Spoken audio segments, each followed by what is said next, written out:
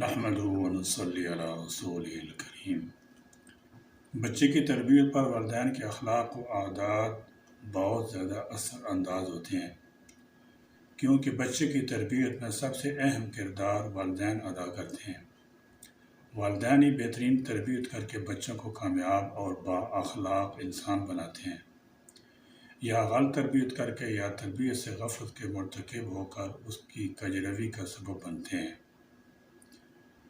بچہ والدین کے پاس اللہ تعالیٰ جل شانہ کی امانت ہے، اور بچے کے دل ایک عمدہ، صاف اور سادہ آئینہ کی مانند ہے، جو بالفعل اگرچہ ہر قسم کے نقش و صورت سے خالی ہے، لیکن ہر طرح کے نقش و اثر کو فوری قبول کرنے کی استعداد رکھتا ہے۔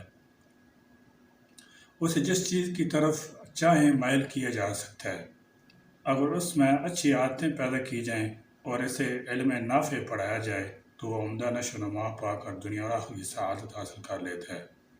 یہ ایک ایسا کار خیر ہے جس میں اس کے والدین، استاد، مربی وغیرہ سب حصہ دار ہو جاتے ہیں، لیکن اگر اس کی بری عادتوں سے صرف نظر کیا جائے اور اسے جانوروں کی طرح کھلا چھوڑا جائے تو وہ بد اخلاق ہو کر تباہ ہو جاتا ہے، جس کا وبال اس کے ولی اور سرپرست کی گردن پر پڑتا ہے۔ اسی کے بارے میں اللہ تعالیٰ جل شانہ نے فرمایا، اے ایمان والو، اپنے آپ کو اور اپنے اہل و عیال کو آگ سے بچاؤ۔ لہذا والدین بچوں کو اچھی تربیت کر کے انہیں اچھے آداب و تہذیب سکھا کر برائی سے بچا سکتے ہیں۔ اگر بچے کو والدین کی توجہ، نگہداشت، ان کی سرپرستی، رہنمائی حاصل نہ ہو تو بچے کا بگڑ جانا یقینی بات ہے۔ ایسا بچہ کیوں کر نیک اور اچھا انسان بن سکتا ہے؟